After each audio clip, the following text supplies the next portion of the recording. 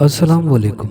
Channel को subscribe कीजिए और घंटी के निशान को दबा दीजिए ताकि नेक्स्ट वीडियो का नोटिफिकेशन आपको बआसानी मिलता रहे। स्टॉप पर बस रुकी तो दो नौजवान बस से नीचे उतरे और एक तरफ खड़े तांगे की तरफ बढ़े। तांगे का कोचवान एक बूढ़ा शख्स था। चाचा अहमदपुर चलोगे? उनमें से एक नौजवान ने पूछा। ओ नहीं पुत्र, आखिरी फेरा है और फेरा मैं अपने गांव का ही लगाऊंगा। कोचवान ने नफी में सर हिलाया। कौन सा गांव है तुम्हारा चाचा? दूसरे नौजवान ने पूछा। कमालपुर। कोचवान ने अपने गांव का नाम बताया। वो तो हमारे गांव से काफी पीछे है चाचा। इस मर्तबा पहला नौजवान बोला, जो शक्ल से काफी समझदार लग रहा था। हाँ पुत्र, दूर तो है, मगर इस वक्त तुम दोनों को तांगा मिलना नहीं। आज मैंने दूर का फेरा लगाया था। वापसी पर स्टॉप के करीब पहुंचा तो बस को रुकता देखकर मैं रुक गया कि शायद पिंड का कोई बंदा मिल जाए तो उसे भी लेता जाऊं। कोचवान बोला, ये बात तो तुम्हारी ठीक है चाचा, लेकिन आज इस कमबख्त शकील की वजह से फैक्ट्री में देर हो गई, वरना इस वक्त तो हम घर पर होते। पहला नौजवान दूसरे पर भड़कते हुए बोला, चल आमिर, इस बात को अब छोड़ भी दे। पूरी बस के सफर में तूने मेरी बेइज्जती थोड़ी की है, जो अब बाकी कसर पूरी कर रहा है।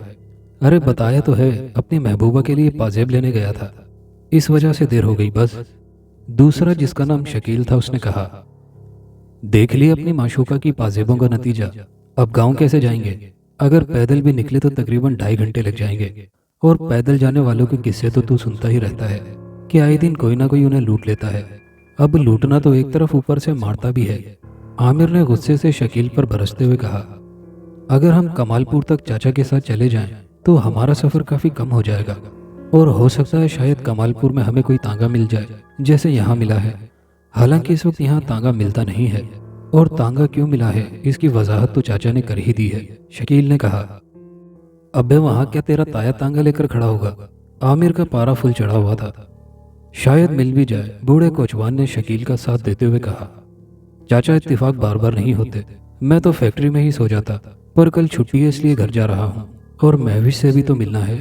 आमिर ने आखिरी बात जरा धीमे लहजे में कही। जैसे तुम दोनों की मर्जी, मैंने तो कमालपुर तक ही जाना है। अगर तुम दोनों ने जाना है तो चलो, वरना मैं तो चला। बूढ़े कोचवान ने अपना आखिरी फैसला सुनाया, साथ ही उसने घोड़े की लगामें थाम ली। चलो चाचा, तुम्हारे साथ ही चलते हैं। तुम्हारे जाने के बाद तो हम तांगे से भी महरूम हो जाएंगे।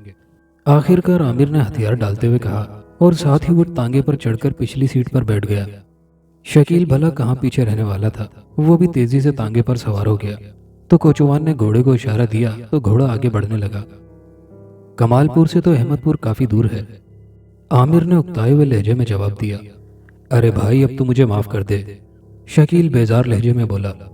बात ये नहीं शकील, आज मैं बहुत थक गया हूँ। तू तो जानता है कि आज फैक्ट्री में काम भी बहुत था, और कमालपुर से हमारा गांव काफी दूर है। मेरी तो बस हो जाएगी। आमिर ने अपनी कैफियत बयान की। अबे तूने परसों छुट्टी क्यों मारी थी?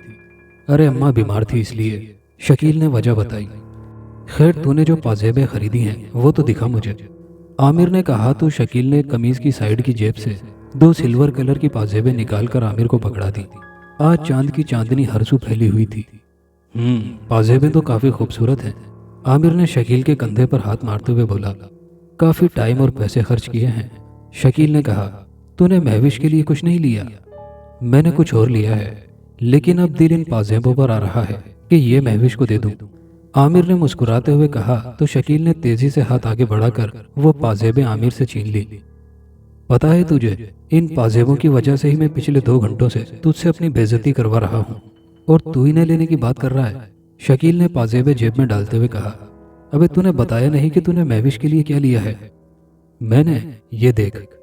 इतना कहकर आमिर ने अपने हाथ में पकड़ा शॉपर अपनी गोद में रखा और उसकी गांठ खोलकर उसमें से अखबार में लिपटी हरे रंग की चूड़ियां निकालकर शकील को दिखाई। ये भी अच्छा तोहफा है, शकील ने मुस्कुराते हुए कहा। इतने में कोचवान ने तांगे को रोक दिया तो आमिर और शकील ने अपना अपना किराया कोचवान को दिया और तांगे से नीचे उतर आए। कमालपुर स्टॉप पर उन्हें कोई भी तांगा नजर न आया। अब क्या करें? आमिर परेशान कुन लहजे में बोला। कोचवान जा चुका था। कल छुट्टी है, पैदल चलते हैं। कल दोपहर तक सोते रहना, शकील ने मशवरा दिया। बात ये नहीं, आमिर फिक्रमंदाना लहजे में बोला। तो क्या बात है? शकील ने पूछा। मैंने आज नदी किनारे महविश से मिलने का वादा किया था, आमिर ने वजह बताई। तेरा क्या मतलब है, वो अब तक नदी किनारे बैठी होगी? शकील ने आमिर का मजाक उड़ाया। अरे नहीं यार, नाराज तो हो गई होगी ना, आमिर परेशानी से बोला। अरे कल का सारा दिन है तेरे पास, उससे मिलते रहना। वैसे भी वो तुझसे बहुत मोहब्बत करती है, मान जाएगी। चल पैदल ही चलते हैं, शकील ने खुशामदी लहजे में कहा। चल फिर, आमिर रजामंद होते हुए बोला। अब वो दोनों पैदल ही अहमदपुर की तरफ चल पड़े थे। तेरी बात कहाँ तक पहुंची? शकील ने चलते चलते पूछा। कौन सी बात? आमिर ने हैरानगी से पूछा। अरे महविश वाली बात, शकील ने याद दिलाया। वो बस यार, आमिर ने उदास लहजे में गहरी सांस खींची। हम दोनों शादी करना चाहते हैं और इस मकसद को अमली जामा पहनाने के लिए मैंने अम्मा को महविश के घर भेजा, तो उसके माँ बाप और भाई हंसी खुशी मान गए। फिर? आमिर ने बात अधूरी छोड़ दी। फिर क्या? शकील ने पूछा। यार पिछले कई दिनों से महविश का भाई मेरी तरफ बड़े गुस्से से घूरता है। जब भी मैं उसकी दुकान के सामने से गुजरता हूँ तो बड़े गलत तेवरों से मुझे घूरने लगता है। पहले तो मुझे देखकर मुस्कुराता था, लेकिन अब ना जाने उसे क्या हुआ है, गुस्से से वो लाल भभूका हो जाता है, आमिर ने बताया। हो सकता है तुम दोनों को नदी किनारे देख लिया हो, शकील ने खदशा जाहिर किया। अगर ऐसी बात होती तो महविश मुझे जरूर बता देती, आमिर ने कहा। उसने तो आज भी मुझे नदी किनारे मिलने का वादा किया था। कहीं वो इस रिश्ते के खिलाफ ना हो गया हो, शकील ने एक मर्तबा फिर खदशा जाहिर किया। अगर वो इस रिश्ते के लिए राजी ना होता तो उसके अम्मा अब्बा कभी भी इस रिश्ते के लिए हाँ ना करते, क्योंकि महविश ने बताया था कि उसके माँ बाप उसके भाई के मशवरे के बगैर कोई काम नहीं करते, बल्कि उसके भाई की रजामंदी से ही ये रिश्ता हुआ है, आमिर ने बताया। तो फिर? अभी शकील ने इतना ही कहा था कि सामने से एक शख्स उनकी तरफ दौड़ता हुआ आया। उस आदमी की हालत काफी बदहवास लग रही थी। वो उन दोनों के करीब आकर रुक गया। आमिर और शकील ने देखा उस आदमी के कपड़े जगह जगह से फटे हुए थे और गाल पर खून की लकीरें थीं, जो यकीनन सर के फटने की वजह से थी। उस आदमी का चेहरा काफी सुता हुआ था। वो भाई साहब आगे मत जाना, वो आदमी हकलाते हुए बोला। वो काफी घबराया हुआ था। अरे भाई हुआ क्या है, और तुम्हारी ये हालत किसने की है? आमिर ने पूछा। वो पीछे दो बंदे।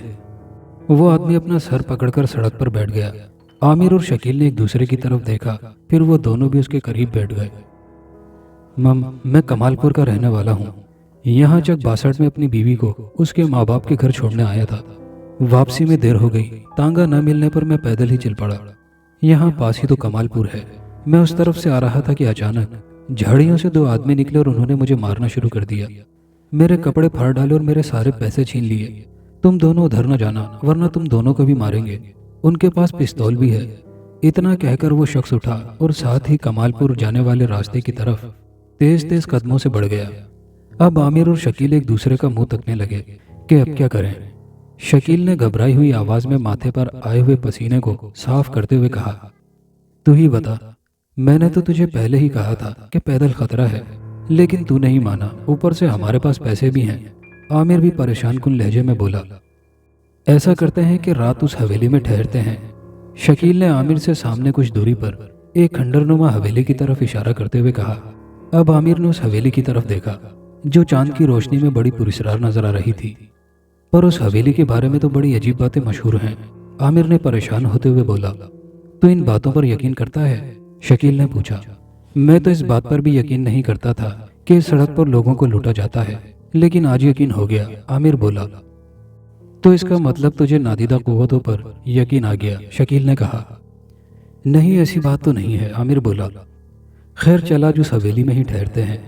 मुझे डर लग रहा है, शकील ने अपनी कैफियत बयान की। तू भी बड़ा अजीब शख्स है, खुद ही कह रहा है कि इस हवेली में रात गुजारते हैं और अब कह रहा है कि मुझे डर लग रहा है, आमिर गुस्से से बोला। अरे मैंने तो सवाली अंदाज से पूछा था, ये नहीं कहा था कि उस हवेली में ही ठहरेंगे। और अगर वो चोर उस हवेली में आ गए तो? शकील ने एक मर्तबा फिर आमिर के सामने सवालिया निशान छोड़ा। नहीं, वो हवेली में तो नहीं आएंगे, क्योंकि उस हवेली का खौफ इर्द गिर्द के सारे गांव के लोगों पर छाया हुआ है। वैसे टाइम क्या हुआ है तेरी घड़ी में? आमिर ने पूछा। 1 बजने में 15 मिनट बाकी हैं, शकील ने अंदाजों से बिल्कुल सही टाइम बताया। आमिर ने गहरी सांस खींची। चल फिर उस हवेली में ही चलते हैं, क्योंकि कमालपुर में तो हमारा कोई रिश्तेदार है नहीं और आगे तो दूर दूर तक। आमिर ने बात अधूरी छोड़ दी। लेकिन उस हवेली के बारे में जो बातें मशहूर हैं वो सही भी हैं काफी हद तक, शकील ने घबराते हुए कहा। चलो आज ये भी देख लेते हैं। वैसे तुम्हारी इत्तला के लिए अर्ज है कि इंसान से ज्यादा कोई खतरनाक नहीं, जो डाकू, चोर, उचक्के और कातिल के रूप में मौजूद हैं, आमिर ने कहा। वो दोनों सड़क से नीचे उतर आए और एक तरफ बनी पगडंडी पर चलने लगे। पगडंडी के अख्तिताम पर हवेली थी, जो काफी पुरानी थी। हवेली का गेट, जो कि बहुत बड़ा था, जिसे दोनों ने बमुश्किल खोला। हवेली के अहाते में एक तरफ घास फूस का ढेर लगा हुआ था। वो दोनों चलते हुए अंदरूनी दरवाजे के करीब पहुंचे। दरवाजा खोला और धड़कते हुए दिलों के साथ अंदर दाखिल हुए। पूरी हवेली में सन्नाटे का राज था। अचानक हाल में बेशुमार दिए रोशन हो गए। उन्हें रोशन करने वाला कोई भी नजर नहीं आ रहा था। हवेली के फर्श पर गर्द की मोटी तह जमी हुई थी और फर्श कई जगहों से उखड़ा हुआ था। छत की हालत भी काफी खराब थी। जगह जगह जाले लटक रहे थे। एक टूटा फूटा फानूस भी लटक रहा था। हाल के एक तरफ लंबी राहदारी थी, जिसके इर्द गिर्द काफी कमरे थे। ऊपर जाने के लिए 2 कुशादा सीढ़ियां थीं। वो दोनों आगे बढ़े और एक कमरे में दाखिल हुए और फर्श पर फूंक मारने के बाद वो दीवार से टेक लगाकर बैठ गए। हवेली तो काफी बड़ी है शकील, और ये अपने दौर की शानदार हवेली होगी। आमिर ने शकील की तरफ देखा। वैसे तेरे लिए तो ये फायदेमंद जगह है, शकील ने मुस्कुराते हुए कहा।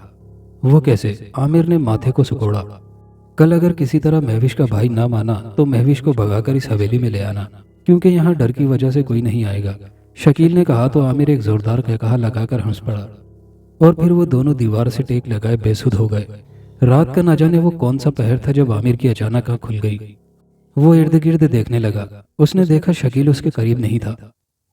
अरे ये शकील कहाँ चला गया? हैरत के बाइस आमिर खुद से हम कलाम हुआ। अचानक आमिर के कानों में एक अजीब सी आवाज पड़ी, तो उसने जेब से माचिस निकाली और तीली रोशन करने के बाद वो आगे बढ़ा। वो आवाज की सिमत में जा रहा था। आवाज ऐसी थी जैसे कोई जमीन खोद रहा हो। आमिर ने महसूस किया कि जमीन खोदने की ये आवाज हवेली के बाहर मौजूद अहाते से आ रही थी। जैसे जैसे माचिस की तीली खत्म होती, वैसे वैसे आमिर नई तीली जला लेता। वो हवेली के बाहर मौजूद अहाते में पहुंचा तो उसने चांद की रोशनी में अजीबोगरीब मंजर देखा। सामने एक आदमी कुदाल से जमीन खोद रहा था। जमीन खोदते खोदते अचानक वो आदमी रुका और उसने आमिर की तरफ देखा। आमिर को अपने पांव से जमीन सरकती हुई महसूस हुई और खौफ के बायस उसकी टांगें लरजने लगीं। उस आदमी की आंखों की जगह 2 दहकते हुए अंगारे नजर आए। आमिर ने तेजी से अपना चेहरा दूसरी तरफ फेर लिया। थोड़ी देर बाद उसने उस तरफ देखा तो हैरान रह गया। वहां अब कुदाल वाला आदमी मौजूद नहीं था। शायद मेरा वहम था, आमिर बुड़बुड़ाया। उसी वक्त हवेली के अंदर से एक निस्वानी चीख उभरी तो आमिर तेजी से घूमा। उसका दिल अब तेजी से धड़क रहा था। वो हवेली के अंदर दाखिल हुआ तो हैरत एक मर्तबा फिर उसकी मुंतजिर थी। हवेली में अब चकाचौंध रोशनी थी। वो हैरत से इर्द गिर्द देखने लगा। कुछ देर पहले हवेली की हालत ऐसी थी जैसे वीरान खंडर हो, लेकिन अब हवेली की हालत बहुत शानदार थी। पहले जो छत पर टूटा फूटा फानूस लटक रहा था, अब वो बिल्कुल ठीक ठाक और रोशन था। एक मर्तबा फिर उसी निस्वानी चीख ने आमिर को अपनी तरफ मुतवज्जो किया। वो निस्वानी चीख हवेली की छत पर मौजूद कमरे से आ रही थी। आमिर डरते डरते सीढ़ियों की तरफ बढ़ा। छत पर भी काफी कमरे थे। एक मर्तबा फिर वही निस्वानी चीख उभरी और आमिर उसकी तरफ बढ़ा जिस कमरे से निस्वानी चीख आ रही थी। वो उस कमरे में दाखिल हुआ तो वहां कुछ भी नहीं था। आमिर हैरानगी से इर्द गिर्द देखने लगा। या अल्लाह, ये क्या चक्कर है? आमिर ने ऊपर की तरफ सर उठाते हुए कहा और कमरे से बाहर निकला तो उसे साथ वाले कमरे से बातें करने की आवाजें सुनाई दी। वो उस कमरे के दरवाजे के करीब हुआ। नहीं, मैं ऐसा नहीं कर सकती। आमिर को अंदर से एक औरत की खौफजदा आवाज सुनाई दी। अगर तुमने ऐसा ना किया तो मैं रमेश। इस मर्तबा आमिर को गुस्से से भरी मर्दाना आवाज सुनाई दी। साथ वही निस्वानी चीख गूंजी जो आमिर कई दफा सुन चुका था। आमिर तेजी से कमरे में दाखिल हुआ तो कमरे में कोई भी नहीं था। या अल्लाह, ये क्या चक्कर है? आमिर परेशान कुन लहजे में अपना सर पकड़ते हुए बोला। वो चकरा सा गया था। अचानक आमिर के कानों में एक निस्वानी खूबसूरत आवाज पड़ी तो आमिर ने चौंक कर देखा। तुम अभी तक तैयार नहीं हुए? वो खूबसूरत लड़की अपनी पेशानी पर हाथ मारते हुए बोली। साथ ही वो हैरान खड़े आमिर की तरफ बढ़ी। मैंने तुम्हारे भोजन का प्रबंध भी करना है और तुम हो के। वो लड़की बोलते हुए आमिर के काफी करीब आ चुकी थी और आमिर को पक्का यकीन था कि इस लड़की के उससे टकराने के इरादे थे। टकराने के डर से आमिर ने आंखें बंद कर ली, लेकिन हैरत अंगेज तौर पर वो लड़की आमिर के जिस्म से यूं गुजर गई जैसे उस लड़की का वजूद ही ना हो। आमिर ने आंखें खोली तो उसे वो लड़की नजर न आई। छोड़ो मुझे, तुम्हारा तो रोज का यही काम है। अचानक आमिर को अपनी पुश्त पर उस लड़की की आवाज सुनाई दी तो आमिर तेजी से पुश्त की जानिब मुड़ा। उस पर हैरतों के पहाड़ टूट पड़े और उसे अपनी आंखों पर यकीन न आया, क्योंकि पीछे हूबहू उसके जैसा एक नौजवान उस खूबसूरत लड़की को अपनी बाहों में थामे खड़ा था। मेरी सुंदर पत्नी, तैयार होने का तो एक बहाना है। मैं तो सिर्फ तुमसे छेड़छाड़ के लिए लेट तैयार होता हूँ ताकि तुम भोजन के लिए मुझे लेने आओ और मैं तुमसे प्रेम कर सकूं। उस लड़के ने अपना चेहरा लड़की के चेहरे के करीब करते हुए कहा। लड़की काफी कसमसाई, लेकिन वो नौजवान अपनी पेशरफ्त में कामयाब रहा। अचानक आमिर के कंधे पर किसी ने हाथ रखा तो वो तेजी से घूमा तो पीछे कोई भी नहीं था। वो दोबारा पलटा तो उसने देखा कि उसका हमशक्ल नौजवान और वो खूबसूरत लड़की गायब थे। ये आखिर क्या चक्कर है? ये मेरे साथ क्या हो रहा है? आमिर एक मर्तबा फिर परेशानी से बुड़बुड़ाया। उसी वक्त आमिर को बाहर किसी के कदमों की आवाज़ सुनाई दी। वो तेजी से उस कमरे से बाहर निकला तो उसने देखा एक लंबा तड़ंगा नौजवान दूसरी तरफ बनी सीढ़ियों की तरफ बढ़ रहा है। उसके हाथों पर एक शख्स था जिसकी गर्दन एक तरफ ढलकी हुई थी। ओए सुनो, कौन हो तुम? आमिर ने उस लंबे तड़ंगे आदमी को आवाज़ दी, लेकिन उस लंबे तड़ंगे आदमी ने आमिर की आवाज़ को सुनी अनसुनी करते हुए सीढ़ियाँ उतरने लगा। ओ भाई साहब, मैं आपसे मुखातिब हूँ। आमिर ने उस आदमी को फिर आवाज़ दी, साथ ही वो भी सीढ़ियाँ उतरने लगा। सीढ़ियाँ उतरने के बाद वो आदमी हवेली के बैरूनी दरवाजे की तरफ बढ़ा। आमिर उसे आवाज़ें देता रहा, मगर उस आदमी ने आमिर की एक ना सुनी और हवेली से बाहर निकल गया। आमिर बाहर आया तो हवेली के अहाते में उसे वो लंबा तड़ंगा नौजवान कहीं नजर न आया। आमिर परेशानी से इर्द गिर्द देखने लगा। आमिर! अचानक आमिर के कानों में शकील की आवाज़ गूंजी जो हवेली के अंदर से आ रही थी। आमिर हवेली के अंदर दाखिल हुआ तो उसे हैरत का शदीद झटका लगा। हवेली का माहौल अब की बार अजीब था। हवेली का हाल किसी बादशाह के दरबार से कम नहीं लग रहा था। ऊपर जाती दोनों सीढ़ियों के दरमियानी जगह पर खूबसूरत तख्त पर वही खूबसूरत लड़की शहजादी के लिबास में बैठी हुई थी जो छत वाले कमरे में आमिर के हमशक्ल की बाहों में थी। उस वक्त वो किसी परी से कम नहीं लग रही थी। तख्त से थोड़ी दूर कतार की शक्ल में 5-6 लड़कियां खड़ी थी जिनके हाथों में चांदी के थाल और थालों में गुलाब के फूलों की पत्तियां थीं। आमिर हैरत के आलम में आगे बढ़ा तो वहां कतार में खड़ी लड़कियां उस पर फूल निछावर करने लगीं। पधारिए राजकुमार रमेश, शहजादी रेखा काफी देर से आपका इंतजार कर रही हैं। कतार में खड़ी लड़कियां यक जबान होकर बोली। आमिर उन लड़कियों की तरफ हिरासा नजरों से देखता हुआ आगे बढ़ रहा था। कोई अनदेखी ताकत थी जो उसे आगे बढ़ने पर मजबूर कर रही थी। तख्त के करीब पहुंचने पर उस अनदेखी ताकत का एहसास खत्म हो गया और आमिर रुक गया। शायद उस अनदेखी ताकत का काम ही आमिर को तख्त तक पहुंचाना था। शहजादी रेखा तख्त से उठी और आमिर के करीब आ गई। हो मेरे राजकुमार, मेरे मन के चैन, मेरी बरसों की तपस्या, शहजादी रेखा ने अपना हाथ आगे बढ़ाते हुए कहा। आमिर ने मकनातीसी अंदाज में हाथ आगे बढ़ाया। उस अनदेखी ताकत का एहसास एक मर्तबा फिर आमिर को होने लगा। फिर शहजादी ने आमिर का हाथ पकड़कर उसे अपने करीब तख्त पर बिठा लिया। तुमने बहुत इंतजार करवाया राजकुमार, मैं कई सदी से तुम्हारा इंतजार कर रही हूँ। याद है तुमने मुझे वचन दिया था। इतना कहकर शहजादी ने आमिर को गले से लगा लिया और आमिर को यूं महसूस हुआ जैसे उसने बर्फ के तोदे को गले से लगा लिया हो। कौन सा वचन? आमिर ने शहजादी को खुद से अलहदा करते हुए कहा। यही कि तुम मेरा साथ कभी नहीं छोड़ोगे, हर जन्म में मेरे जीवन साथी बनोगे। शहजादी रेखा ने बज़ाहिर याद करवा दिया। मुझे याद नहीं, आमिर ने अपने जहन पर जोर देते हुए कहा। तुम सब बातें भूल गए हो। तुम तो इस हवेली की तरफ देखते भी नहीं थे। मैं तुम्हें यहाँ से रोजाना दिन और रात के समय गुजरते देखा करती थी। जब तुम तांगे पर बैठे यहाँ से गुजरते थे। तुम तो इस शानदार हवेली के मालिक हो।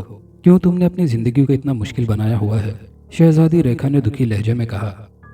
मैं और इस हवेली का मालिक? आमिर हैरान हुआ। मैं तो एक गरीब किसान का बेटा हूँ और ये मुश्किलात तो मेरा मुकद्दर हैं। नहीं मेरी जान, तुम अछूत नहीं बल्कि एक राजकुमार हो। ये हवेली तुम्हारी है, मैं तुम्हारी हूँ। इस हवेली के ऐशो आराम तुम्हारे हैं। शहजादी रेखा अपनी ही रवानी में बोले जा रही थी। यह हवेली मेरी नहीं है शहजादी, और ना ही मैं तुम्हारा हूँ। मैं तो महविश से मोहब्बत करता हूँ, आमिर ने कहा। नहीं, शहजादी रेखा चिल्लाई, ये नहीं हो सकता। तुम सिर्फ मेरे हो, सिर्फ मेरे। तुम्हारा और मेरा विवाह हो चुका है। हम दोनों इस विवाह से काफी खुश थे, परंतु हमारी खुशियों को किसी की नजर लग गई। वो दुष्ट देशु हमारी खुशियों का दुश्मन बन गया। उसने हमारी जिंदगी नर्क बना दी। वो अचानक हमारी हंसती बसती दुनिया में आया और हमारी दुनिया को नर्क बनाकर चला गया। शहजादी नफरत से बोली। कौन दिशु? मुझे कुछ नहीं समझ आ रहा, आमिर ने अपना सर थामते हुए कहा। मैं तुम्हें शुरू से सारी बात बताती हूँ। तुम्हारा और मेरा विवाह बड़ी धूमधाम से हुआ। तुम और मैं बहुत खुश थे कि एक दिन तुम उस पापी दिशु के साथ हवेली में आए। तुमने मुझे बताया कि दिशु इस गांव में एक खूबसूरत होटल बनाना चाहता है और ये किसी सराय वगैरह में नहीं रहेगा, बल्कि हमारे पास हवेली में रहेगा। परंतु मैं दिशु की आंखों में अपने लिए हवस की परछाई साफ महसूस कर सकती थी। तुम काम से जाते तो वो हरामजादा अपना कामकाज छोड़कर हवेली में आ जाता और मुझसे हंस हंस कर बातें करता। एक रात तुम काम के सिलसिले में दूसरे गांव गए हुए थे, तो उसने अपने इरादों से मुझे आगाह किया कि वो मुझसे प्रेम करता है और मुझसे विवाह करना चाहता है। मैंने कहा मैं तो पहले ही शादीशुदा हूँ। दिशु ने कहा तो क्या हुआ, प्रेम कोई दीवार नहीं देखता। पर मैंने इनकार किया तो उसने मुझे और तुम्हें कत्ल करने की धमकियां दी और मेरे कमरे से बाहर निकल गया। दूसरी रात सोते समय तुम्हारी गर्दन पर खंजर से वार किया। तुम्हारी चीख पर मैं भी उठ खड़ी हुई थी। तुम्हारी हालत देखकर मेरी भी चीख निकल गई।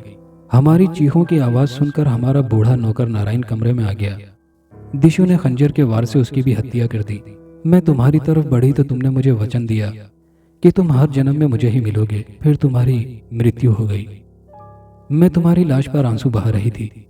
दिशु कह रहा था कि अब तो हम दोनों के दरमियान कोई दीवार नहीं है। मैंने एकदम उसके हाथ से खंजर छीना और उस पर वार करना चाहा, परंतु वो पीछे हट गया और खंजर फिर मैंने अपने सीने में उतार लिया। दिशु को मुझसे ऐसी बिल्कुल तवक्को न थी। वो आगे बढ़ा और मेरी लाश को देखकर गम करने लगा। फिर उसने हम तीनों की लाशों को हवेली के अहाते में गड़ा खोदकर दबा दिया। यहाँ तक कहकर शहजादी रेखा खामोश हो गई। तो क्या तुम एक शहजादी थी? आमिर ने पूछा। मैं तो तुम्हारी कनीज हूँ, रेखा ने एक मर्तबा फिर आमिर को गले लगाते हुए कहा। फिर वो उससे अलहदा हुई। ये सब मेरी शक्तियों का कमाल है रमेश, ये सब मैंने तुम्हारे लिए किया है। लेकिन क्यों? आमिर का अंदाज चिल्लाने वाला था। सिर्फ तुम्हारे लिए मेरी जान, रेखा प्यार से बोली, ताकि हम दोनों एक हो सकें। लेकिन मैं तो एक मुसलमान हूँ और मुसलमान की शादी किसी गैर मजहब से नहीं हो सकती। आमिर ने कहा। प्रेम के बीच कोई दीवार नहीं होती है, चाहे वो दीवार धर्म की ही क्यों ना हो, रेखा ने संजीदा लहजे में कहा। लेकिन हमारा मिलाप कैसे हो सकता है? तुम एक आत्मा हो जबकि मैं एक जिंदा इंसान हूँ, आमिर ने कहा। इसका उपाय भी मेरे पास है, पर इससे पहले मैं दिशु से इंतकाम लेना चाहती हूँ। रेखा की आंखों में एकदम अंगारे दहकने लगे। दिशु कहाँ है? आमिर ने हकलाते हुए हैरानगी से पूछा। ये रहा। इतना कहकर रेखा ने अपना हाथ फिजा में बुलंद किया तो आमिर ने एक हैरानकुन मंजर देखा। अचानक हवा में एक आदमी नमूदार हुआ जो हवा में उल्टा लटका हुआ था। वो किस तरह से उल्टा लटका हुआ था ये नजर नहीं आ रहा था। आमिर ने उस उल्टे लटके आदमी का चेहरा देखा तो हैरान रह गया, क्योंकि वो आदमी कोई और नहीं बल्कि शकील था। यही वो दुष्ट है जिसने उस रात हम सबकी हत्या की थी, रेखा नफरत से बोली। ये क्या कह रही हो तुम? ये मेरा दोस्त है शकील, आमिर ने परेशान कुन लहजे में कहा। नहीं, ये दिशु ही है और इसी के कारण हमारी ये हालत हुई है कि मैं एक आत्मा बन गई और तुमने दोबारा जन्म लिया है। ये हराम इस जन्म में भी दुष्ट ही निकला जैसा कि पहले जन्म में था। इस जन्म में भी इसका जहन पापी है। रेखा शकील की तरफ नफरत से देखते हुए बोली। तुमने तो मुझसे वादा किया था कि तुम मुझे छोड़ दोगी। फिर शकील हकलाते हुए बोला। कैसा वादा? आमिर हैरान हुआ। मैंने तुमसे कहा था ना कि इस जन्म में भी पापी ही निकला। इसने मेरे साथ तुम्हारी जान का सौदा किया था, रेखा ने अजीब बात कही। क्या मतलब? आमिर बोला। हाँ मेरे राजकुमार, पिछले जन्म में भी ये तुम्हारा दोस्त था और फिर इसने हमारी जिंदगी नर्क से भी बदतर बना दी और इस जन्म में भी ये तुम्हारा दोस्त है। और ऐसा ही वार इसने तुम पर इस जन्म में भी किया। एक रात उसी तरह ये फैक्ट्री से लेट हो गया। इसने उस रात ओवरटाइम लगाया था ताकि ये अपनी प्रेमिका के लिए पाजेबे खरीद सके। तुम उस रात जल्दी घर चले गए। ये लेट हो गया। तांगा ना मिलने पर यह पैदल ही चल पड़ा। ये हवेली के पास से गुजरा तो मैंने अपनी शक्तियों के कारण इसे अपनी हवेली की तरफ बुलाया, अपना पुराना इंतकाम लेना चाहा। परंतु फिर इससे कहा कि ये अगर तुम्हें हवेली में ले आए तो मैं इसे छोड़ दूंगी। ये फौरन मान गया, परंतु इसने ये शर्त रखी कि मैं तुम्हारी हत्या कर दूं। मैं भी मान गई। रेखा इतना कहकर रुकी। ये नहीं हो सकता। शायद आमिर को रेखा की बात पर यकीन नहीं आ रहा था। तुम्हें पता है ये तुम्हें मुझसे क्यों मरवाना चाहता है? इतना कहकर रेखा रुकी। क्यों? बेख्तियार आमिर के मुंह से निकला। वो बगैर किसी सहारे के हवा में लटके शकील की तरफ देख रहा था, क्योंकि मौजूदा जन्म में तुम जिस लड़की से प्रेम करते हो ये भी उसी का प्रेमी है। रेखा ने वजाहिर आमिर पर बम फेंका। ये पाजेबें भी उसी महविश के लिए खरीदने गया था। इसने जानबूझकर वहां देर की ताकि तुम दोनों लेट हो जाओ और गांव के लिए तुम दोनों को सवारी ना मिले और मजबूरन तुम्हें इस हवेली में आना पड़े। अब मैं इस दिशु की हत्या कर दूंगी ताकि मैं इससे अपना इंतकाम ले सकूं। इतना कहकर रेखा ने अपना हाथ हवा में उल्टे लटके शकील की तरफ किया तो शकील के बदन से कमीज गायब हो गई। शकील ने चीखना चिल्लाना शुरू कर दिया। ठहरो, आमिर ने बावाज़े बुलंद कहा। ठीक है, तुम जो कहोगी मैं वो करने के लिए तैयार हूँ, लेकिन पहले तुम्हें शकील को छोड़ना पड़ेगा, आमिर ने रेखा की तरफ देखते हुए कहा। रेखा हैरत से उसका मुंह तकने लगी और यही हाल उल्टा लटके शकील का था। ये तुम क्या कह रहे हो? रेखा हैरानगी से बोली। हाँ बिल्कुल, तुम जो कहोगी वो मैं करूँगा, पर पहले तुम्हें मेरे दोस्त को छोड़ना पड़ेगा, आमिर ने शकील की तरफ देखते हुए कहा। अगर तुम मुझे पहले बता देते कि तुम महविश से मोहब्बत करते हो तो मैं कभी तुम दोनों के बीच में ना आता, लेकिन अफसोस कि तुमने मुझसे कभी इस बात का तस्करा नहीं किया, वो इसलिए कि तुम मुझे अपना दोस्त ही नहीं समझते, शकील बोला। रेखा ने शकील को अब नीचे उतार दिया था। मुझे माफ़ कर दो मेरे दोस्त, तुम मुझसे इतनी मोहब्बत करते हो और मैं तुम्हारे साथ क्या करने वाला था, मुझे माफ़ कर दो। महविश से सिर्फ मैं मोहब्बत करता हूँ, मगर वो मुझसे मोहब्बत नहीं करती।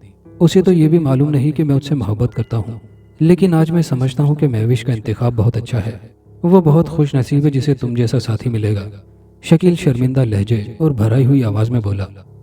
रेखा, मैं ये जन्मों के चक्कर को नहीं मानता, क्योंकि मैं एक मुसलमान हूँ और मुसलमान को ज़िंदगी सिर्फ एक ही बार मिलती है। लेकिन अगर मैं वाकई तुम्हारा कसूरवार हूँ तो मुझे ख़त्म कर डालो, लेकिन मेरे दोस्त को जिंदा छोड़ दो। और इसके साथ ही शकील रोने लगा। फिर आमिर तख्त से उठ खड़ा हुआ और सीढ़ियाँ उतरने के बाद उसने आगे बढ़कर शकील को गले लगा लिया। फिर उसे अलहदा करते हुए बोला, नहीं शकील, यहाँ से अगर कोई जाएगा तो वो तुम हो, क्योंकि मैं तुम्हारे साथ नहीं जाऊँगा। मैंने रेखा से वादा किया है। महविश तुम्हें मुबारक हो, महविश को मेरे बारे में कुछ न बताना, आमिर ने उसे समझाते हुए कहा। रमेश, तुम वाकई एक देवता समान इंसान हो। तुम्हारी वजह से एक भटका हुआ दुष्ट और पापी सीधी राह पर आ गया। तुम्हारे इस अमल ने शकील में मौजूद दिशु की हत्या कर दी है। शकील की बात बिल्कुल ठीक है। महविश वाकई खुश नसीब लड़की है जिसे तुम जैसा जीवन साथी मिलेगा। मैं पहले भी तुम्हारा इंतजार कर रही थी और अब भी करूंगी। हमारा मिलाप तुम्हारी मृत्यु के बाद होगा, लेकिन मैं इतनी खुदगर्ज नहीं हूँ कि अपने प्रेम के लिए तुम्हारी बलि लूँ। तुम्हें तुम्हारी महविश मुबारक हो, रेखा भी भर्राई हुई आवाज में बोली। लेकिन तुम, आमिर ने अभी इतना ही कहा था कि रेखा ने उसे टोका। मैं एक आत्मा हूँ, तुम्हारा और मेरा मिलाप तभी होगा जब तुम भी आत्मा के रूप में आओगे। मैंने पहले भी तुम्हारा इंतजार किया था और अब भी करूंगी, परंतु मुझे खुशी है कि मैंने दिशु को खत्म कर दिया, शरीर के तौर पर नहीं बल्कि जहनी तौर पर। अब मैं चलती हूँ, रेखा ने कहा और वहां से पलक झपकते में गायब हो गई। अब हवेली की हालत पहली जैसी हो गई थी। ना कोई रोशनी, ना तख्त, ना कनीजें। हवेली की हालत अब खस्ता हाल थी। एक बात और तुमसे कहूँ, शकील ने अपने आंसू साफ करते हुए कहा। कहो दिशु, आमिर ने हंसते हुए कहा तो शकील भी बेख्तियार हंस पड़ा। महविश के भाई को मैंने ही तुम्हारे खिलाफ भड़काया था कि तुम्हारा शहर में किसी लड़की के साथ चक्कर चल रहा है, इसीलिए वो तुम्हें गुस्से से घूरता था। शकील ने हैरानकुन बात बताई। यानी मेरी राह में तूने सिर्फ कांटे ही कांटे बिछाए हैं, आमिर ने मसनूई गुस्से से कहा। लेकिन तेरी सच्ची दोस्ती ने इन कांटों को हमेशा हमेशा के लिए फूलों में बदल दिया है, शकील ने मुस्कुराते हुए कहा तो आमिर भी मुस्कुरा दिया। ये तू भाभी को मेरी तरफ से दे देना, शकील ने वो पाजेबें आमिर को देते हुए कहा और आमिर ने मुस्कुराते हुए वो पाजेबें पकड़ ली। वो दोनों जब हवेली से बाहर निकले तो दिन का उजाला हर तरफ फैलना शुरू हो चुका था। दोस्तों, कहानी पसंद आई हो तो वीडियो को लाइक शेयर जरूर कीजिएगा और कमेंट बॉक्स में अपनी कीमती राय से हमें ज़रूर आगाह कीजिएगा। शुक्रिया।